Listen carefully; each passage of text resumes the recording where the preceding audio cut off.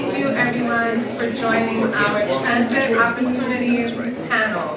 We appreciate your patience. We all know that the morning sessions ran a little bit over, but we are going to try to keep this on schedule. We never like to be the ones standing between lunch. So my name is Veronica Vanterpool. I am a Vision Long Island board member, and I'm the executive director of a nonprofit policy group called Tri-State Transportation Campaign. And Tri-State Transportation Campaign has worked for 23 years in the New York, New Jersey, Connecticut region, working to improve access to transit, bike and pedestrian infrastructure, making sure our communities are designed in a way so that people don't have to depend or rely on vehicles. So we're not anti-car, we just want to provide options. We would like people to drive less, but we recognize, particularly in communities such as Long Island, that it's very difficult for people to leave their car at home if there's no other option for them to get around. So we as an advocacy organization work to create those options. And we work with many of the people here, many of the panelists here, and not just in today's panel discussion, or this panel discussion, but many of the folks who are here today and you all in the audience. So I just want to start by giving a little bit of a context. Transit opportunities. Really, what does that mean? It's kind of a little bit of a, ambiguous title. But I think transit opportunities means a lot of different things. And we're going to hear from our panelists what that means and what opportunities they see for transit. So we're going to hear about employee benefit programs. We're going to hear about the MTA Capital Program. We're going to hear about Nassau County's bus system, NICE. We're also going to hear from another advocacy perspective at Long Island Jobs with Justice and the Bus Riders Union, talking about how it is that we communicate the message for new transit opportunities to the audience at large. So many of you might know that 11% of commuters, or rather of the total population of commuters on Long Island, 11% are transit commuters. That's a significant amount of people. More than, close to 200,000 people are using transit buses every single day. And then you factor in Long Island Railroad. That's a significant number of people every day who are using transit on Long Island. We also know that the infrastructure, not just for our roads and our bridges in this region, but our transit infrastructure is aging. And there's significant problems there. If you're a regular Long Island Railroad user, you are familiar with the delays. You're familiar with the lost time. In fact, Tri-State Transportation Campaign, we did an analysis 2 years ago called the LAGI analysis, for ladder, right, on LIRR. And what we found is that the average delay due to canceled, terminated, or late trains on Long Island Railroad cost the average rider 17.3 hours a year. And what that amounted to in terms of lost economic productivity for the economy of Long Island in just a 1-year period. So our analysis looked at June 2013 to June 2014. In that 1 year, those late, canceled, delayed trains resulted in $68.5 million in lost economic productivity for Long Island alone. So there's some significant opportunities just for our railroad and our bus system to talk about how to improve them. Last night, there was an unfortunate approval of a fare increase on NICE system, and Mike will talk about that and Aaron will talk about that, I'm sure. What opportunities are presented by the lack of funding for our county suburban bus systems? How does that translate into not just a county discussion, but a state level discussion? So I am gonna, as the moderator, will sort of pepper things in between everybody's discussion. None of our panelists have PowerPoint presentations. We want this to feel a little organic and interactive, so I'll pass it along, and then we will encourage every one of you to please ask questions as we go throughout. So I am going to turn it to my left, to Mr. Mike Setzer of NICE. Okay. Thanks, Veronica. So I'm the Chief Executive Officer of NICE, and I work for a company called Transdev, which is a global operator of transit systems. So let me give you the 1-minute version of NICE. In 2010, 2011, there was a breakup of the fairly long-standing relationship between Nassau County and the MTA. And I often describe it as an arranged marriage that ended in a bitter divorce, and it was all about money. That's nice of us to sum it up. That's a quick way to think about it. When my company was selected as Nassau County's partner to operate NICE, essentially what we were asked to do was to create a less expensive version of Long Island Bus. Long Island Bus had been in place for 37 years, I think it was. And because of the way we do things, we were able to meet that challenge. Today, the cost of putting an hour of service on the street in Nassau County is maybe 15 to 20% less than it might have been if there was still a Long Island Bus. Because that's what we're all about. We're about very efficient operation.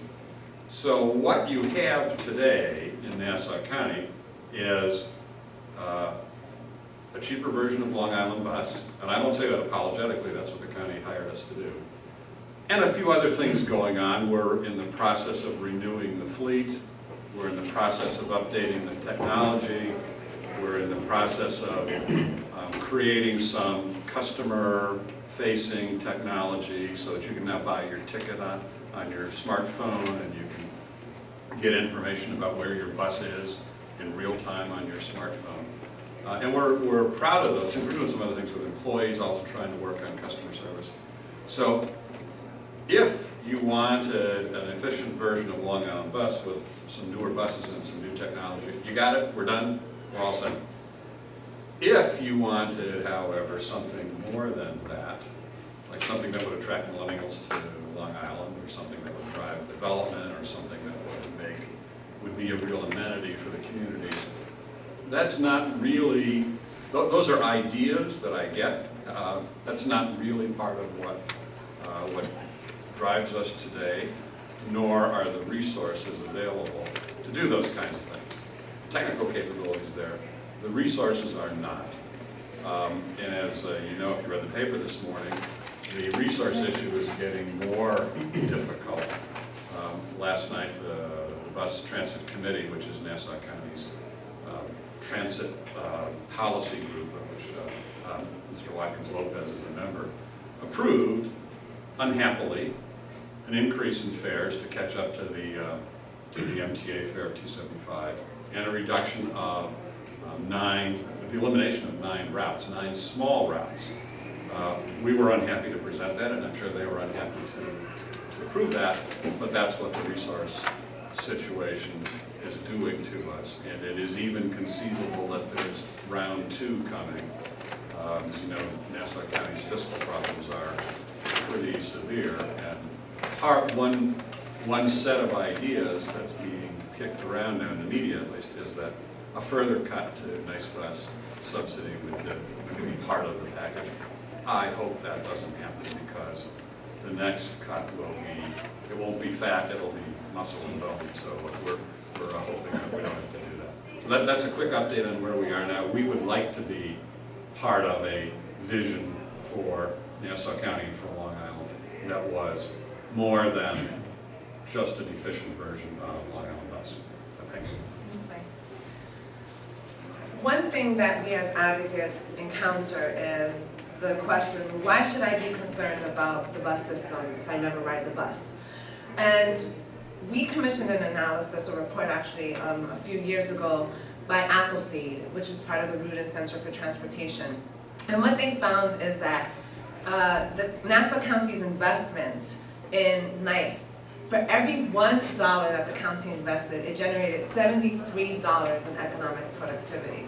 So the NICE system in and of itself contributed $191.5 million to Nassau County's economy. That's a significant number. Imagine if that bus system did not exist. How would the economy of Long Island be different? How many jobs would not be generated? Well, we do know from this analysis that that support supported 1,500 jobs in Nassau County. It's a significant number. So this is not just about showing concern because you may use the bus or you may not use the bus. This is an economic development opportunity. We contrasted, or the report contrasted, the investment with Westchester B lines because both systems have a lot of comparables. And what the report found is that Westchester did a much better job of leveraging its bus system for economic opportunity by far, by about a magnitude of 2. There's still some significant room in Nassau County to do that, to leverage its bus system a lot better. But we can't do that if 9 routes are being cut and the system continues to decline, and ridership is dropping, and revenue and operating revenue is dropping and operating expenses are increasing. That is not the way that we show support for a significant part of the economy.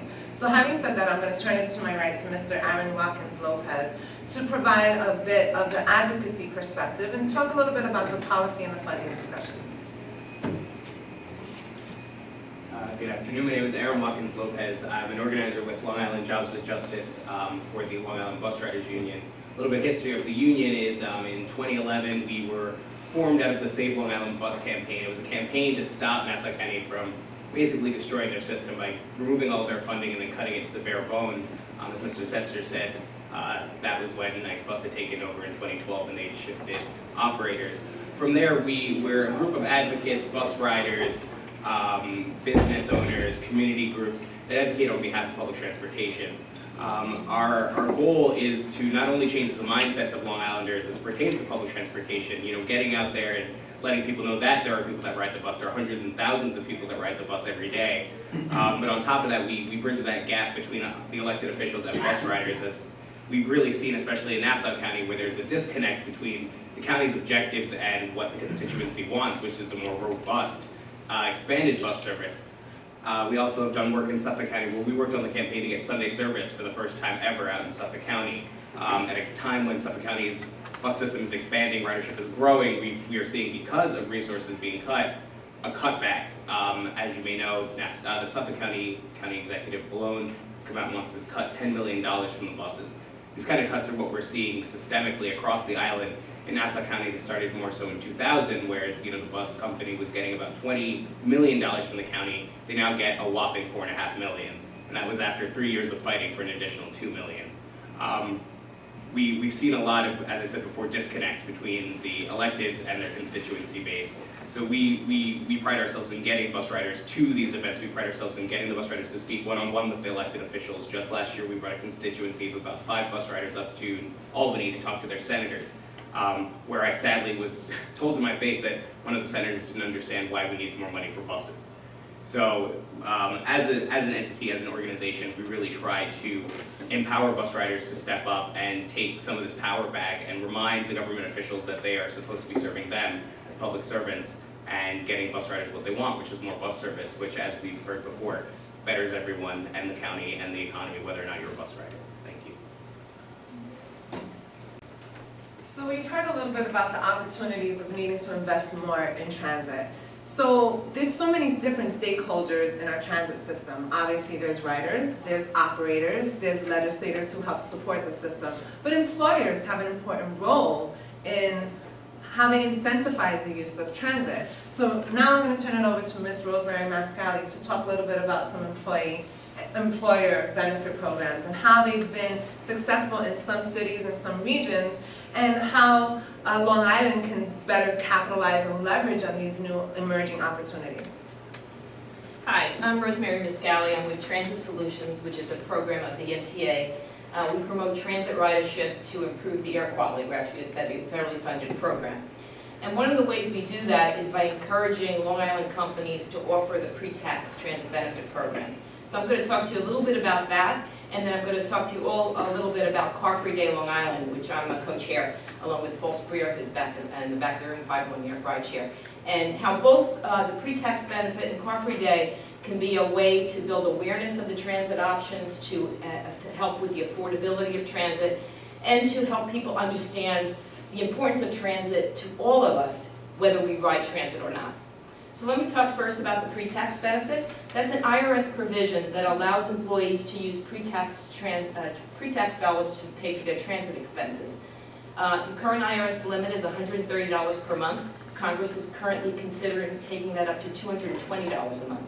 What that would mean for Long Island Railroad riders, or Nice Bus riders, or subway riders, or PATH riders, any transit pass, is a savings currently of up to $600 a year, or 40% of the cost of their transit, up to $130 per year, because it's free of federal, state, New York City, and FICA payroll taxes. And the nice thing about this benefit is the employers get payroll tax savings as well. and that tax savings more than covers any administrative charge. So basically, it's a free benefit that employers can provide their employees up to $600 a year now. If the limit goes up, it would be up to $1,000 a year. That also shows them they care about their commute and they care about a great expense. What's new is that the New York City Council just passed a new law that's effective January 1st. It's only the second law like this in the country that mandates that any company with more than 20 employees in New York City has to offer this benefit starting in January. If this effort started back in 2009 in San Francisco, and San Francisco really took a leadership position in mandating it. Everybody thought they were nuts, blah, blah, blah. But it was so successful that 2 years ago it expanded to the 9 counties around the San Francisco region. So I'm keeping my fingers crossed. We start with New York City, we get to Nassau County, Suffolk County in a couple of years.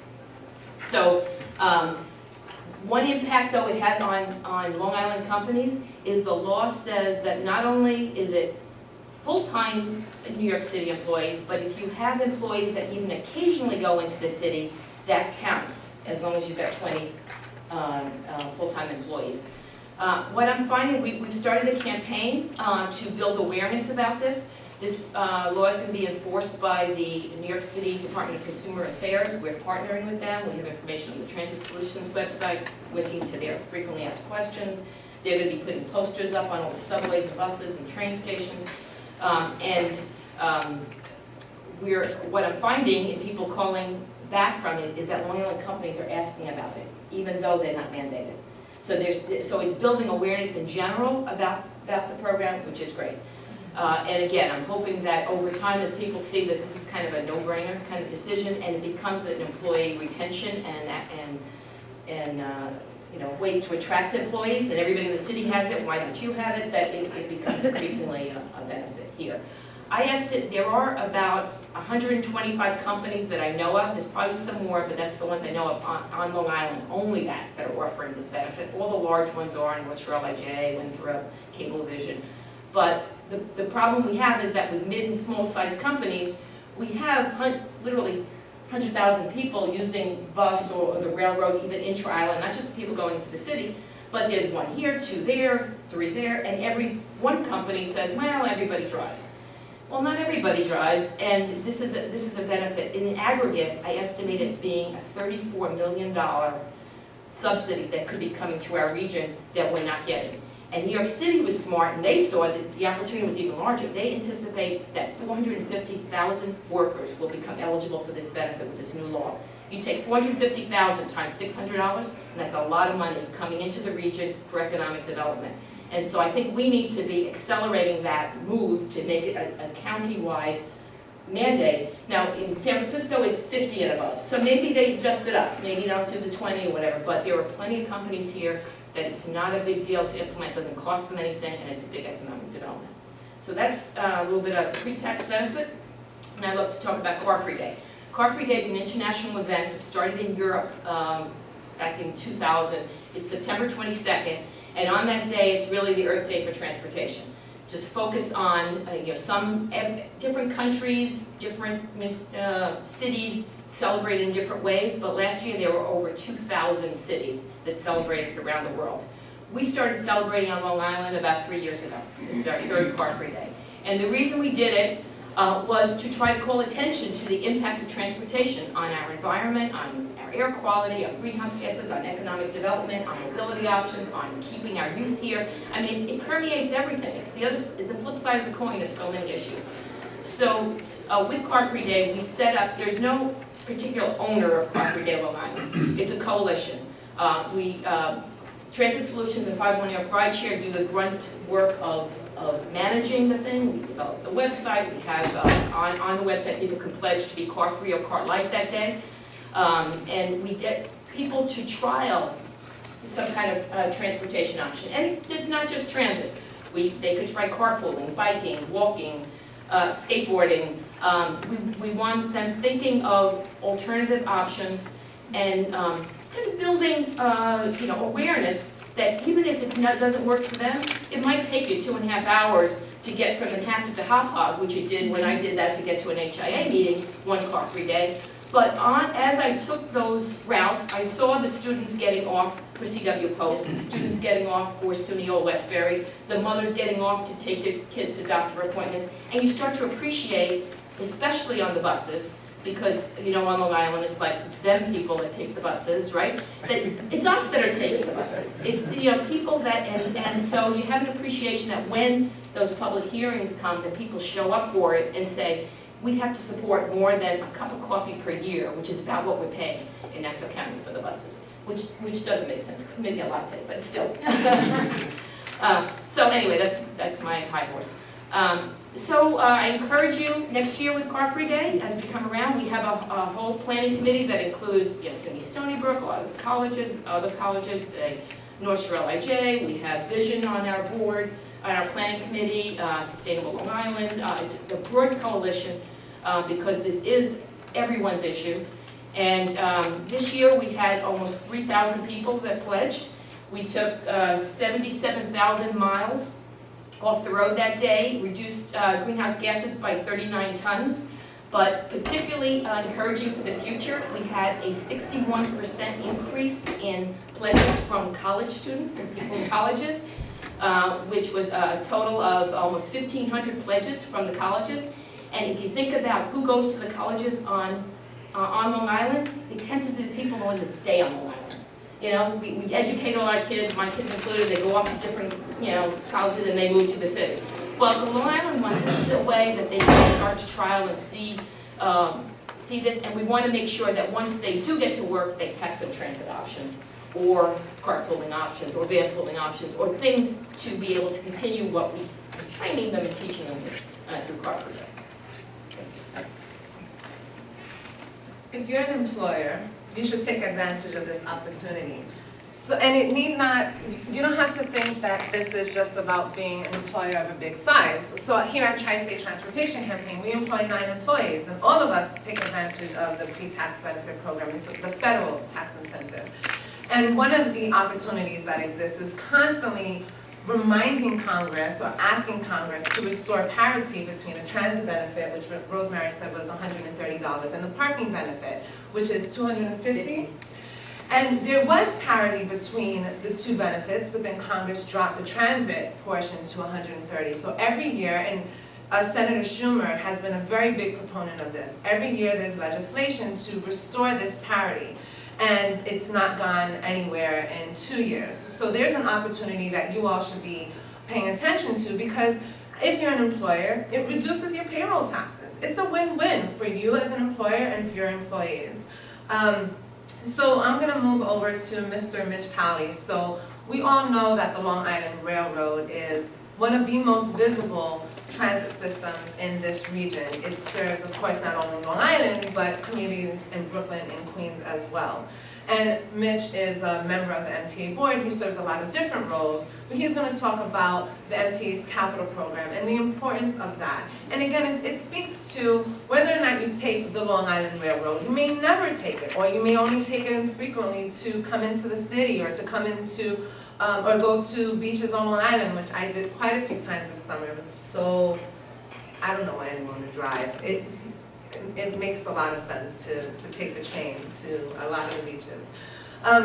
But Mitch will talk about the importance of Long Island Railroad to the Long Island economy and to the regional economy.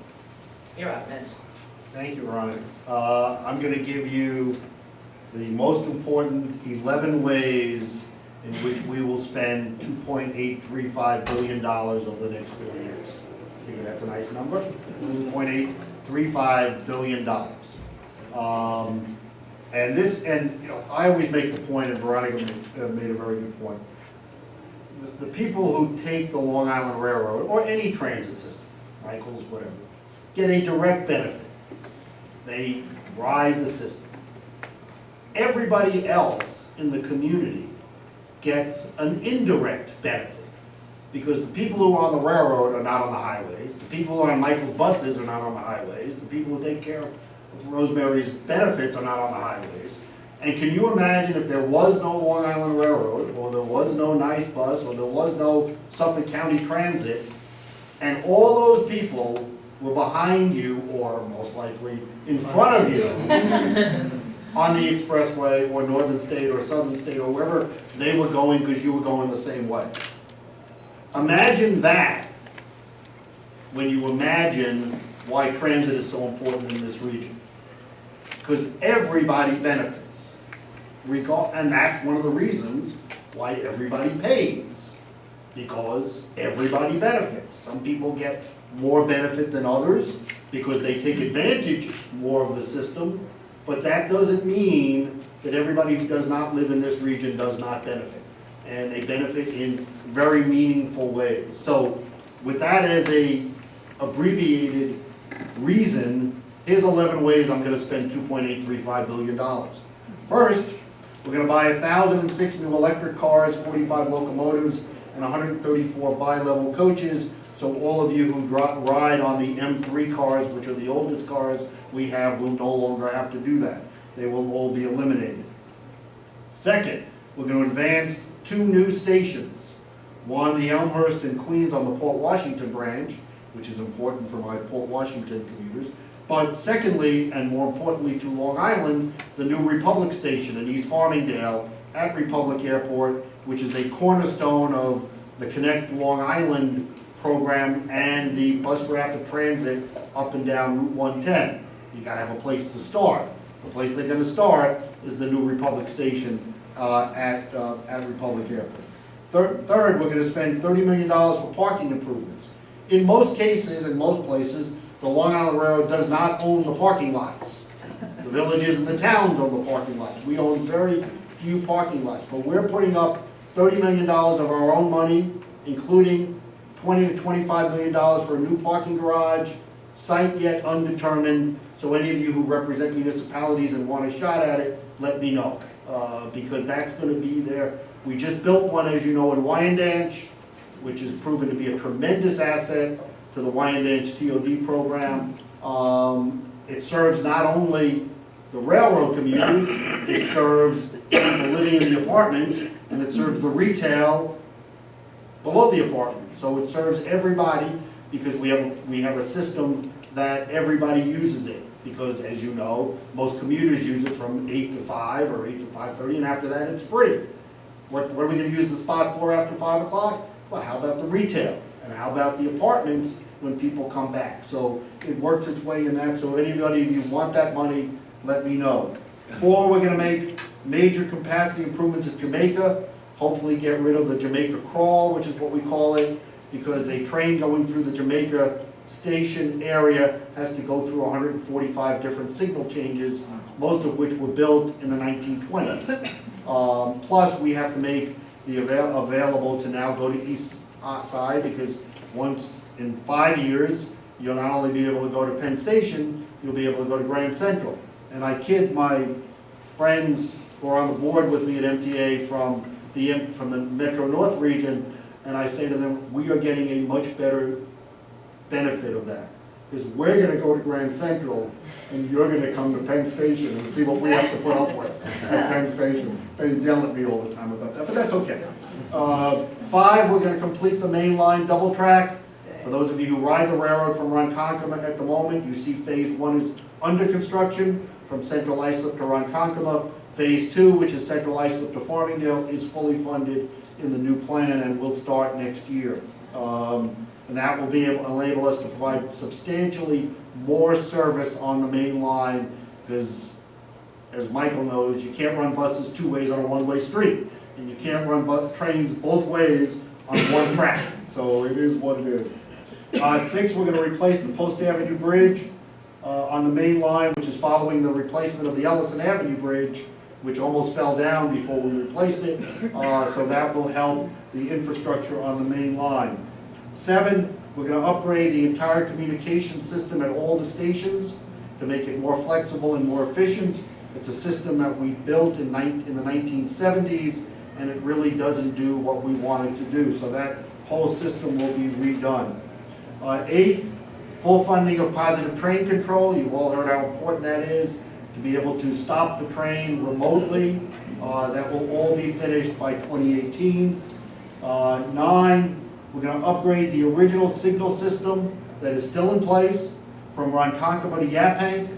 in anticipation of the design and construction of a new station in Yaphank to serve Brookhaven National Lab and the development projects around that area. That has become a major focus of development and Brookhaven Lab, and they're gonna build a brand new Discovery Center there. So we're gonna change the station in Yaphank and build them a brand new station and electrify the Yaphank. We're also gonna upgrade the signal system from Babylon to Patchogue. We're talking about Patchogue to allow for additional service in that area because the signal system has never been upgraded in that area, and that significantly reduces what you can do. 10, anybody here on the Port Jeff branch or take the Port Jeff branch, this is your chance. This is your last chance, okay? The last chance you got. If you want upgraded service on the Port Jeff branch, you have to find us a yard. We will not find the yard ourselves. The money is in the capital plan to build the yard. We're putting this out to the elected officials in the communities from Huntington to Port Jeff. You have to find us a yard. We will electrify to the yard and we will increase electric service on that system, but we cannot do it without a new yard because the Huntington yard is much too constrained and the Port Jeff yard is much too constrained, and that's a diesel yard anyway. So the money is there. You gotta find a spot. We told the county that, we told the towns that, no yard, no service. It's as simple as that. And 11 is we have finally decided, at my urging, to upgrade Penn Station to the extent we can. Of course, the railroad, as you know, does not own Penn Station, and we finally decided, at my urging, forget it, we're putting in $71 million no matter what, and if Amtrak wants to take it down, they can take it down. We're just gonna do it, especially around our area, where you know the big ticket area is, the waiting room, the bathrooms, lighting. You can see what's happening on the other side, which we do not own. All the stores are being replaced. That's all a phase. As I say to my guy, I never vote for anything that's going into Grand Central because anybody can make money at Grand Central. If you really want a business opportunity, make money at Penn Station, like Apple and those places which go to Grand Central and don't come to Penn Station. They do that on purpose, and we understand why, but it's time, as I say, Penn Station got a little low. Unfortunately, we can't knock the roof down because Madison Square Garden is on top of us, but we can Not do for is, 8 years. for another, at least 8 years, 8 years. so we can do what we're gonna do, and we're gonna do what we're gonna do. That's how you spend $2.835 billion. So we've heard from our 4 panelists what some transit opportunities are. I'm going to ask them each the same question, and then I'm going to turn it over to you all to ask. So all of you have been in the transportation sector for more than 5 years, and you've discussed some opportunities, and you've outlined some opportunities. So explain to us why it's an opportunity now, and it wasn't 5 years ago. So Rosemary, we'll start with you. I'll start with the pre-tax benefit. That benefit has been around a long time. The fact that New York City is mandating it, I think creates a great opportunity for many Long Islanders, immediately for many Long Islanders who are working in the city, to reduce the cost of gas. I figured the last time when there was parity and they dropped it to $1.30, that was equivalent to a 20% increase in the Long Island Railroad fare, and nobody said boo. Could you imagine if you said, I'm going to have a 20% increase in Long Island Railroad fare? It would be rioting in the streets, but nobody understood, and this was something that they're just available to have, because while 450,000 people additional they anticipate to become eligible, 750,000 people are currently eligible. So those 750,000 people that were eligible now saw a 20% increase in their Long Island Railroad fares, and they didn't even realize it because of that. So I think that now with the mandate, there is the opportunity for Long Islanders that are working in the city to take advantage of that, as well as for that building of awareness and that competitiveness in employee packages with the employment rate going down now, because we're not in a recession, for companies to step up and offer this as part of the employee package. Aaron, do you want to tackle the question next? Yeah, so I mean, bus riders have always been a resource but I think over the last 5 years, there's been an organizing of them. And I think that, with Long Island's aging population and the fact that we have this brain drain going on, the millennials want vibrant, accessible communities. That's what public transportation provides. That's what Nice Bus provides, that's what Suffolk County Transit and the MTA provide. So right now, what we're seeing is there's more students riding the bus. There are more of our future riding the bus, which means what they want is what matters. These are the future of Long Island, the future entrepreneurs, the future workers. I mean, our workforce, the majority of them are people who use public transportation. Our healthcare workers use public transportation. As our parents get older, they're going to need more people taking care of them. These are not just community, these are not just the others anymore. They're sons and daughters. They're the ones making sure your mom can go to the bathroom, can get her medicine. They're the people that are working at the food stores and the grocery stores and the Walmarts and the different retailers across the island. So I think what's different now than it was 5 years ago is that there's a realization that Long Island can't sustain itself on four wheels and on individual cars. So that's the difference now.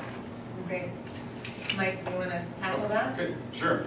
There actually are a couple of pretty interesting bus-based opportunities in Nassau County that it wouldn't take much to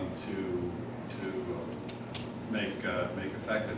One of them is the Hempstead Transit Center and the Hempstead Renaissance Project, which the whole idea there is to create a mixed-use development around Hempstead, to actually take Hempstead back to its former days as a real downtown with residential, commercial, and entertainment. So right now you've got Hempstead Transit Center, which is the suburban cousin of Penn Station in terms of its attractiveness. But it wouldn't take a whole lot to make that facility more attractive and a little more secure feeling if it weren't surrounded by acres of asphalt. And so there's an opportunity there it takes some resources, but not a huge amount. There's also an opportunity around the hub. The county has an application into the state for it. It's about $250 million for a bunch of transportation, both including parking and pedestrian facilities at some overpasses over Hempstead Turnpike, and a electric bus system that connected the hub with Mineola train station and Hempstead train station. So you could envision something more than a small sports entertainment venue at the Coliseum site. Again, and potentially the resources are there depending on how the state treats that application. So we've also got some small plans that we're working on now. We want to change our bus fleet from all 40-footers to some smaller ones and some bigger ones so that we could scale the capacity to the demand. We have some of the heaviest bus lines anywhere in the country. Perfect place for articulated buses, taking people they all go into Queens. So there's some opportunities there that we're working on. All of them require some resources, but they don't require billions. A few million would make huge differences in all of those cases. So we live right on the edge of financial disaster all the time, but there are some things here that we can do to change the way bus transportation looks, especially to the 20-somethings, as a real alternative that I think today isn't as attractive as it could be. Thank you. And Mitch? Well, I think that what has changed is the economy has changed.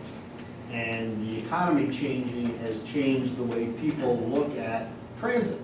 The subway system today,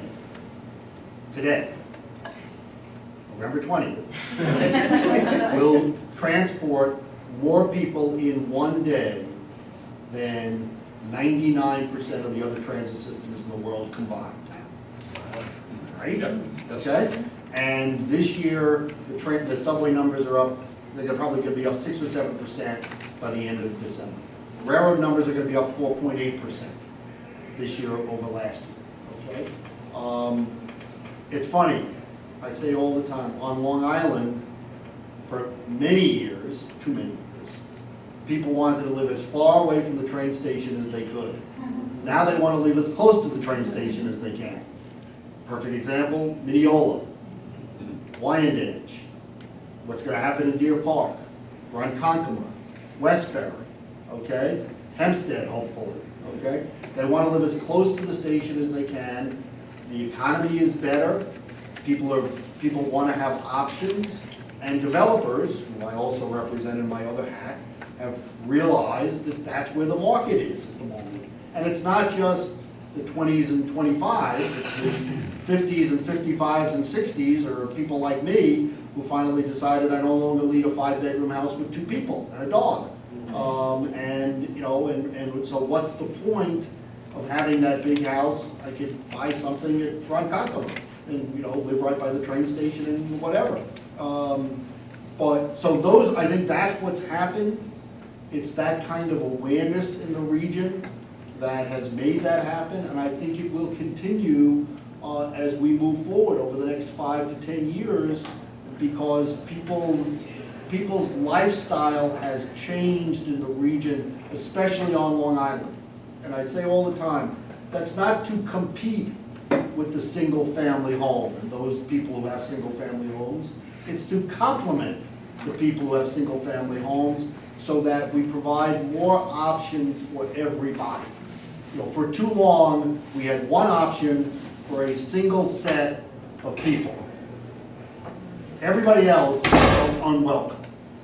Now we hopefully will be able to provide more options for more different types of people, and that will make Long Island not only more diverse from a demographic standpoint, it will make it stronger from an economic standpoint. And that's, I think, what's happening as we go along.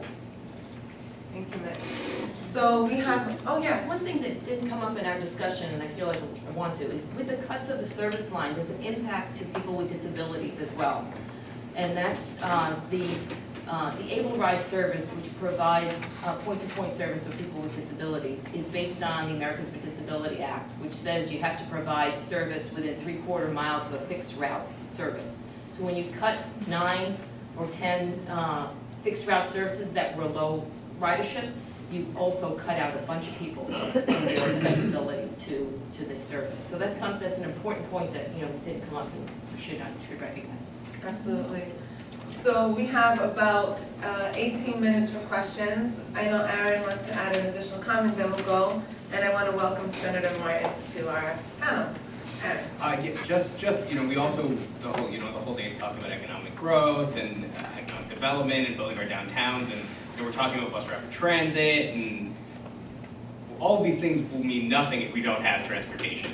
We can build up all of these parking garages and we can build up all these downtowns, but if there's no accessibility north to south specifically, because the Long Island Railroad definitely has us covered east to west, they do a great job at that. When it comes to the north-south connection, there's no connectivity if it's not for the buses. So we can build up the downtowns and we can do what we want to make these vibrant communities that are beautiful, but if we don't have a bus system, then there's no plane. So that was just also something. Absolutely. You've been raising your hand. I have a question for Mitch Daly. Yes, ma'am. Would you identify yourself? Lisa Rosenthal, I'm the president of a company called Well Beyond 55. So I work with, predominantly in HOA and condo communities, to do a lot of seminar and education work. And given the number of those communities, both in Nassau and Suffolk counties, it's enormous. So a lot of what you all talked about today, thank you so much, because it affects everyone. But I'm very interested in the number that you talked about and all the projects, your 11 comments about those dollars, and some of those projects not being finished till 2018. Is there an expectation of time frame for those dollars to be spent? And are all of the projects that you commented about already slated, voted, approved, and actually going to be done? Already slated, voted, approved, except. There's Except. one more approval. Talk to Senator Martin. The state capital program review board, the statute of which I wrote when I worked in Albany, must approve the capital plan. This is the MTA capital plan. It's on the MTA website if anybody wants to see all the particulars. They are the last remaining approval. The MTA board has approved all this. We have consensus from, as you've seen the statements from both the governor and the mayor, obviously about who we're gonna finance a significant portion of it, but, until the capital program review board approves it, we can't start any of these projects. These projects were supposed to start in 2015. That's when the capital plan was supposed to start. Unfortunately, it's November of 2015, and it hasn't happened. So as a result of that, the 5-year plan is reduced to 4 years. Everything that I've talked about will start. Things take time. When you send out an order for 1,000 new rail cars, they don't build 1,000 cars in one day. They build it over, obviously, a period of time, or the environmental and design work for Republic Station, which is a perfect example of the money is there to do that, and the construction money, we hope, will be in the next capital plan in 2020. Because we're trying to finish as many of these projects as possible before East Side Access comes online in 2022, because all of these projects affect the ability of Long Islanders to take advantage. That's why I asked, because they're all interconnected. They are all and without interconnected. one, the Right. others Well, suffer. you get the benefit of that one project, you don't get the benefit of the complement of all of them together if something doesn't get done in that time frame. But our hope is, and our plans are to finish them by 2022, so that Long Islanders will get the full benefit of $11 billion in the hole, which is what it is. Look at the moment, there's a hole. The best thing that happened to that project was when they broke ground in Grand Central Station the other day. They had to break the wall through where the escalator's gonna come up, because now somebody actually believes it is there. Because until now, I'm a firm believer it is, I don't know what's there if I can't see it. And the only people who've been able to see East Side Access other than are the Sandhogs, who are down there every day doing whatever they do, okay? That's And gonna change the commute for. that will change the commute for Long Islanders. It will also impact Long Island's ability to attract different type of companies, okay? Perfect example of that. After the World Trade Center attacks in 2001, you heard a significant amount about New York City companies spreading out into the region different satellite offices, because they didn't want to have all their people in one place in case something dramatic happened. When that happened, over the next 6 years, Westchester got 48 companies and Long Island got 1. Why? You ask? It's because of our transportation system. Because you could not get, you can get, but you got to do a convoluted way of getting to Midtown, which is where a lot of the companies were situated, or to downtown. I know I got to go downtown because MTA has now moved their offices to 2 Broadway, and I got to take, the train and 2 subway lines. That's okay, I do it. But it's not as simple as just getting on the train in Ronkonkoma and then up at a Grand Central Station in the middle of Midtown, which will happen in 6 years. We'll give people that opportunity, so that will open up a whole new area of investment opportunities and company-to-company transactions for Long Island companies. That's the goal, in addition to taking people directly to Grand Central, but all of these things are all interrelated to each other. So it's a short way or a long way of saying, at the moment, everything is on schedule for that purpose. When's the vote? Well, the Capital Program Review Board will vote sometime in the next couple of months to do it. Obviously, as an old Albany hand, and Senator Martins could add, there's another piece to this. And that's what the rest of the state of New York gets, and that's a vibrant highway program, because for their areas, the highway program and the bridge program is as important to them as the mass transit program is to us. So, And upstate transit as well. and upstate transit as well. So there are a variety, and so nothing happens in a vacuum. It will all happen together when it all happens together. But it will happen. And downstate, not empty. And downstate. And just so you all know, there's 130 transit systems besides the MTA in this state. So there was a question over here. Yeah, Please, sir. yeah, hi, I'm Ron Rowell, I'm a writer, editor, used to work for Newsday for many years, now I do a lot of independent projects, and a lot of stuff with the ARP. That's sort of my passion, is, I think you said, in the Act 2 section. Good member. What's that? I'm a very good member. I got my card, I get my discounts, I'm very happy. But I think that, you know, one of the things that has come up in the various projects I've worked on is transportation obviously is a huge issue for the older community.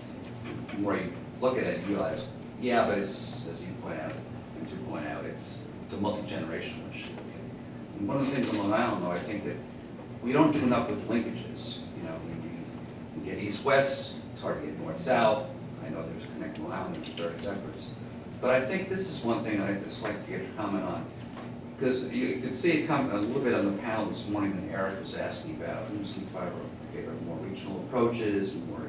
So people are sort of in favor of it, but they want local control. But I think there are a few areas which I think that the stakeholders and people who are really public policy makers and decision makers need to really push a regional approach is transportation. You don't need it for lots of other things, but you do need it. You need it for transportation, you need it for water. There are a few things that nobody owns. Now, it's easier to see for water, but transportation, I mean, that's one thing where I think we need to get panels like that, of towns talking, because the issues are, I live in Huntington, I work in Islip, or I work, you know, so these are areas where I think, you know, we don't have enough linkages between the towns talking about how do we work together to provide, you know, for issues like buses, but then for older seniors, they can't get to the bus stations. And how do you deal with that sort of issue? Really make an efficient system. The same with students. It's great if you get a bus, how do you get to the bus, you know? So I just want to ask you, is there much discussion, is that one area where you can drive a more regional approach to solving these problems? Speak. No? Well, I'm happy to answer, just because, you know, Tri-State Transportation Campaign, we are a regional organization, so we're advocating for the same things in New York, New Jersey, and Connecticut. We like the regional approach to transit in particular. There's been a lot of discussion in New York City about giving control of the subways and the buses to the mayor, for example. And that's been an ongoing conversation. It's not something that we, Tri-State, would support because, again, we like a regional system that can be improved, but there's so many different, as we've heard already, stakeholders, not just funding partners as stakeholders, but users of the system and employers and such. So there has been a good deal of discussion about how do we regionalize the system. Quite frankly, some of the impediments to that are autonomy, right? A lot of the systems want to retain their autonomy. Labor, they want to be part of the conversation. What does that mean for labor agreements and negotiations? Control and expansion of service. A lot of the operators are concerned, well, if we're doing more regionally, who's going to supplement and support that expansion? Many of them see it as an expansion. We're dealing with that right now in the Tappan Zee Bridge corridor where there's no identified operator for this new bus system. Is it Rockland? Is it Westchester? Is it a new system? And that regionalism is really stuck in that corridor. But it is being discussed. So yes, there is discussion about that. I do agree with you 100% that I think for a lot of our transit systems, it is very important to have a regional approach. From a fiscal perspective, you know, a lot of the counties in and of themselves just can't support a lot of these systems by themselves. And many of them don't. They receive state assistance, but that assistance has fluctuated a good deal over the many years. And a lot of these systems I just don't add, have you know, dedicated there's support. two aspects of regional. One is, you know, in both counties, the county is the regional operator. It disregards town lines, it disregards village lines, it goes where the county bus system believes it is appropriate to go, whether it's Nassau County or in Suffolk County. And there are routes in both counties that cross county lines. Your buses go to Suffolk, your buses go to Queens, Suffolk County Transit goes to Nassau. So in those cases, that's a limited regional approach. There is, of course, then the larger regional approach of who operates all of these systems. Should the counties be responsible, or should a regional entity like MTA take them over. A couple of years ago, there was a regional bus study that was looking into the ability of MTA to take over all of the county bus systems in the MTA region, because everybody pays in a manner in which would have one funder and one operator to a large extent. That didn't go very far because a number of the counties, it either had to be everybody or it was nobody, and it ended up being nobody, and that, precipitated the MTA Nassau County divorce and a variety of other things. But, there are regional opportunities, they do them. The hardest part for, adults is where are they located and how close is the bus to them, okay? And that's really more of a local issue for Michael or for the county than it is a regional issue. If you can get to the bus, I can get you to Citi Field. Michael can get you to Citi Field. You may not want to go to Citi Field, but he can get you to Citi Field, okay? Regardless of the jurisdictional lines, what you may want to do for that person in that house is just get a bottle of milk. That's a much more difficult trip, both from a cost standpoint and from a how many people are on the bus standpoint. So it depends on your definition of the word regional. If I can just comment on it too, if you forget about jurisdictional lines and just look at where people want to travel, it's very regional. In our case, 50% of our riders are on just 5 of our lines. All 5 of those lines go into Queens. So we're sharing most of a big part of our customers with the MTA. We're taking them to the subway stations and or picking them up from the subway stations. New Yorkers coming to work in Nassau, or Nassau residents going to work, or whatever else in New York. But so the coordination is fine at the operational level. We share the Metro card and that kind of thing. We recognize we need to cooperate. But at the planning and regional level, it's pretty ad hoc if it happens at all. Well, MTech is the organized thing, where federal money gets allocated out through Yeah. regional planning, but planning at the lower level. Right. So before you all get too angsty, that person came in and said we have 15 more minutes to this session, so we have time for more questions. Obviously, a huge transportation opportunity is the end of subsidies for vehicles, for automobiles, and we can spend a whole session on that. Highway tax, parking at the stations, things of that nature. But looking at it from the flip side and incentivizing transit opportunities, I besides working for Regional Planning Association as a planner, I own a small coffee house in downtown Valley Stream. And I always think about transit users. So what are ways that we can incentivize relationships between business, between school districts, between all of these entities and barriers and layers that we have that have advantages and disadvantages? How could we incentivize that to benefit transit?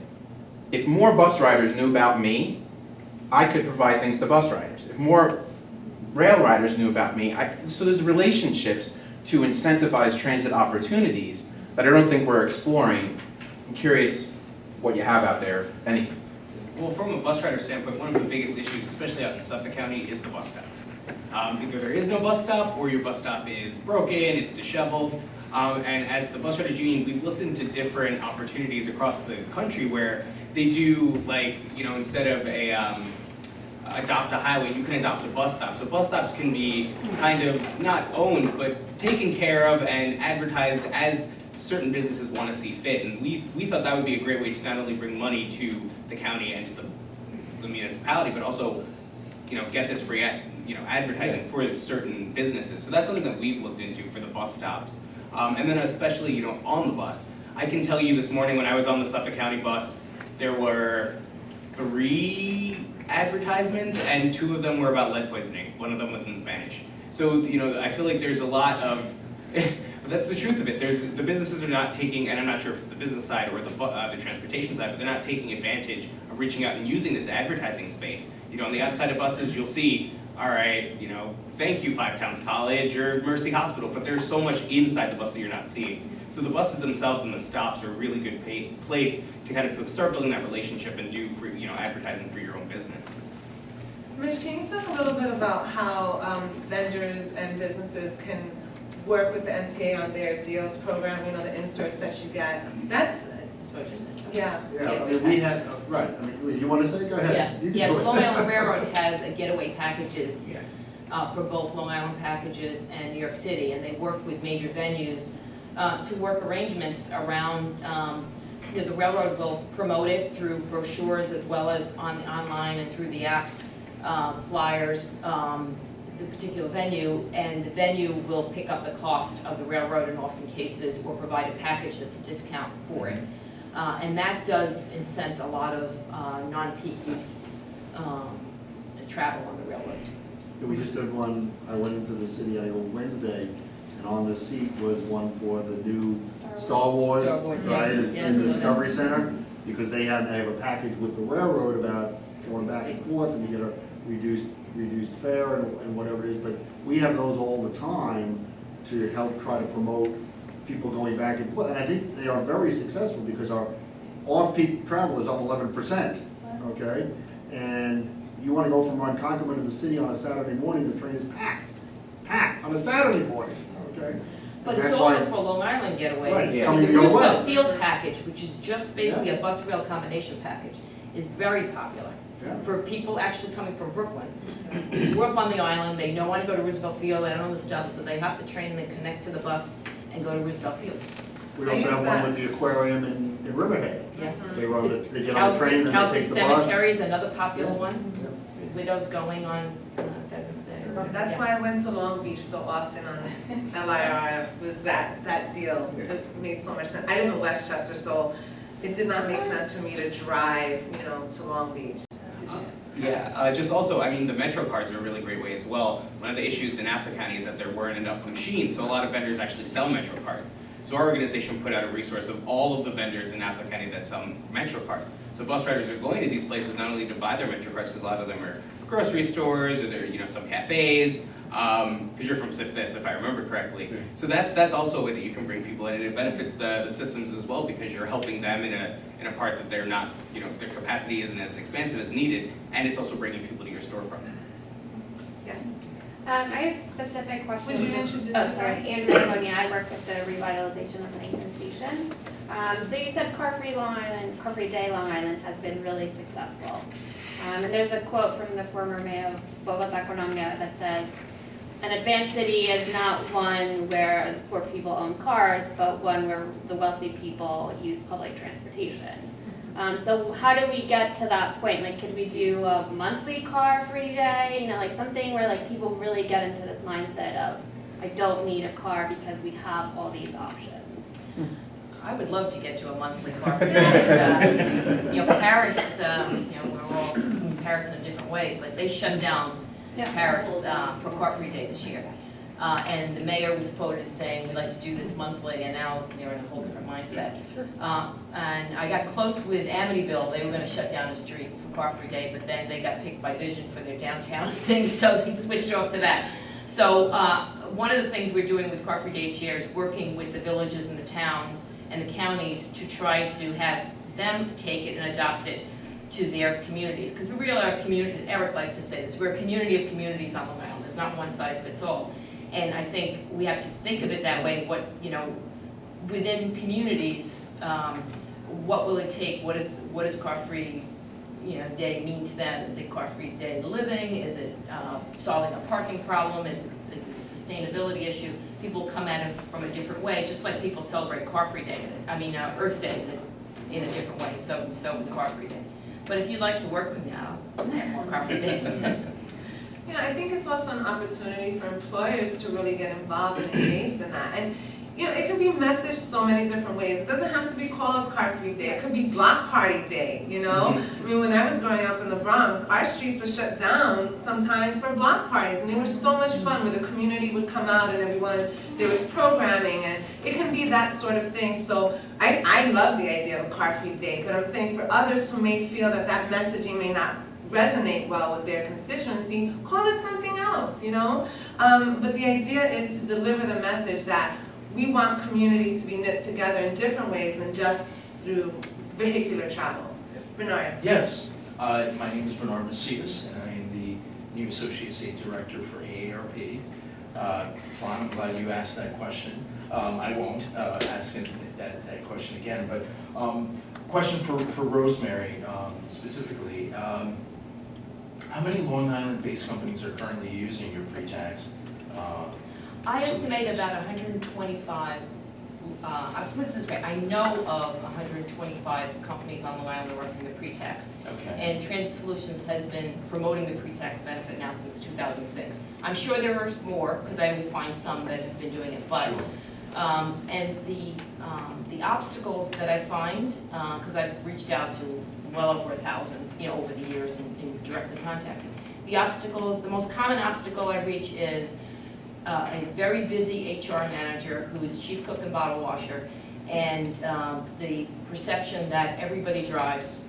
And in a small company, if they happen to use transit, then they see it in a different way. Sure.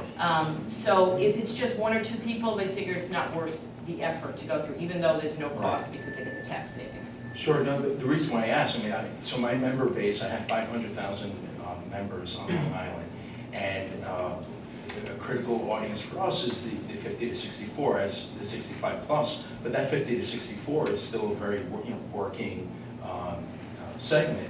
And so, do you look at universities as employers? Because Absolutely. they do, they are. Most of the course. universities are offering the pre-tax And do benefit. you have a certain provision perhaps for their student base? Students unfortunately are not eligible for it. Are not eligible. Because what it is an IRS provision that allows employees to consider part of their taxable salary as a tax-free fringe benefit. Gotcha. So it's Okay. part under a specific code of the IRS code. So unfortunately, students aren't eligible, and I'll just put a plug out for students in general. If you look at all the commuters on Long Island, at least the workers on Long Island, a lot of them taking the train to the city, can get the pre-tax benefit. They can save up to 40% on their transit costs. You've got people that are driving that, just don't use transit at all. Students typically are going to school 4 days a week as opposed to 5. And so a monthly ticket is about 20% higher because they're not getting the full 5 days and they have no ability to have a transit benefit. So I'm an advocate for doing what New Jersey Transit does, which is provides a student fare that allows them a 20% ticket off the monthly ticket. So take that one back to the end. I'm writing that down too. The reason why I bring up the students is because, again, that millennial, generation is as far as, they are thinking carbon, right?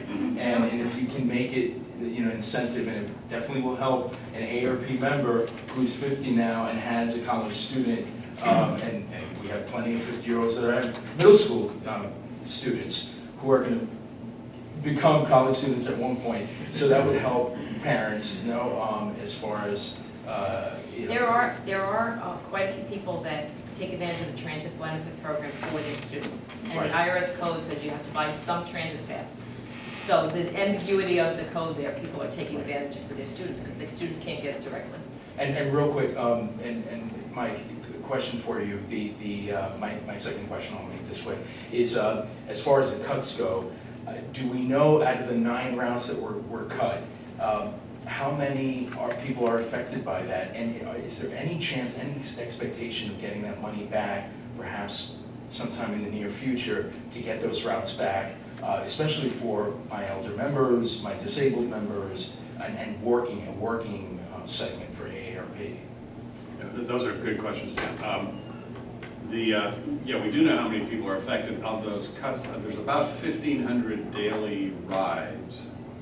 So that's probably half that many people making round trips. But it's not necessarily the same people every day. So there's 1,000 or so people, I would guess, that are affected by it. And unfortunately, these are they tend to be the north-south travel.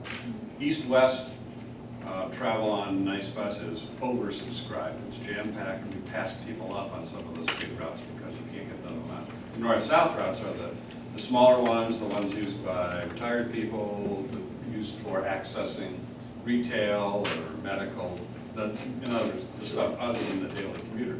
So the problem is when we're forced to choose, the big lines they use tax dollars, tax subsidy very efficiently. The little lines don't because there aren't many people on the bus at the same time. So in a forced choice like that, the little lines, the north-south ones, are the ones that tend to suffer. So now, if suddenly, to the second part of your question, if suddenly there were more dollars available, that would be a very interesting dilemma, which I think we'd have to take to our client, the county. Would we put more trips on the N6, which carries 15,000 people a day and where we pass people up every day? Or would we reinstate the 8081, which is a north-south route, that serves some neighborhoods on the eastern side of Nassau County, but doesn't carry very many people a day? And that's a question, well, is it about the numbers? Is it about coverage? Is it about frequency of service? Or is it about having lines on the map so that it's a network and not just a set of corridors? And I know that's a long-standing debate in our industry that doesn't have easy answers. There was one more question. Okay, I have a question. I bike quite a bit, and I use the LIR as part of my commuting when I'm biking. Are there any plans, this goes to Magenta,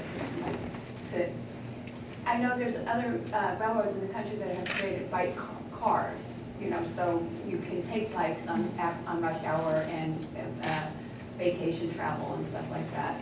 Is there any thought at all of making it more bike friendly? And The of course, only way we could do that is to increase the number of cars, because we can't reduce the number of seats, because everybody is in a seat, or standing up and not wanting to be in the middle seat, which is another whole discussion point in that regard. You know, we are looking at with the new cars how to improve the bicycle system, and as you know, on some trains we do have better bicycle systems, especially the non-peak trains and some of the trains that go out to the east end. So it is a concern, but there's not an easy solution to it, because in many cases you just can't put on a 13th car, because the station is only 12 cars long, so somebody's going to be out in the middle of nowhere. So that is a difficult issue, but it is one we are well aware of. On the bus system, there currently are no plans to put bike racks on front. And that's a troublesome choice in my mind at least. Because I've worked in some other systems where bikes are a very important last mile solution, and where the bike racks are heavily used. So you either have to equip all the buses or none of the buses in order for cyclists to be able to count on having it. So we're currently looking at a long-term capital plan where there's not enough money just to replace buses. So we've been very careful about extending into some of the things. I think it's something that should happen, but it's one of these forced choices. We do not have enough resources.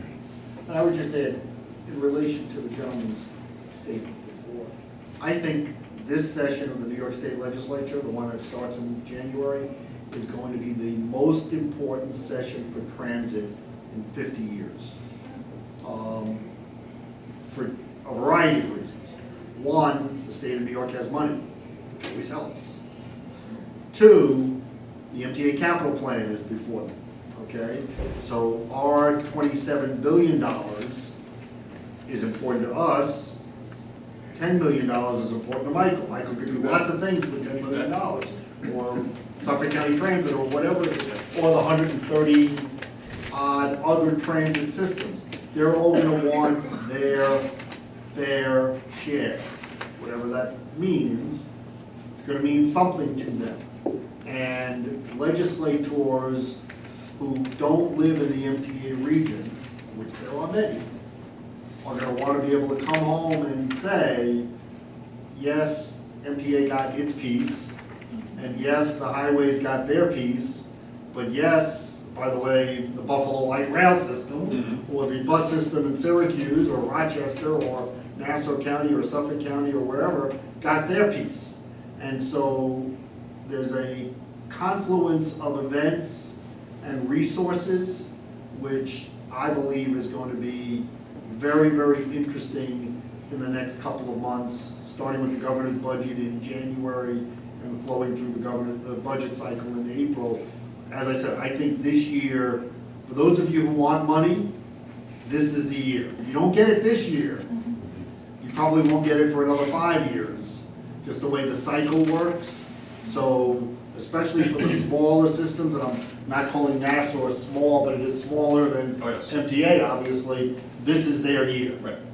And that's one of the reasons why the county executive in Suffolk has cut his bus system, because he's anticipated the state of New York is gonna make up the difference. He hopes, as I'm sure Nassau County hopes and other places hope, but this is gonna be the year. So if anybody wants transit funding, now's the time. So I want to thank our panelists, and I want to thank you all. And if there's one takeaway, remember that each of you is important to this discussion. You each have a role to play, and it's not just by attending today's panel. What are you going to do with this information moving forward? So thank you again, and thank you.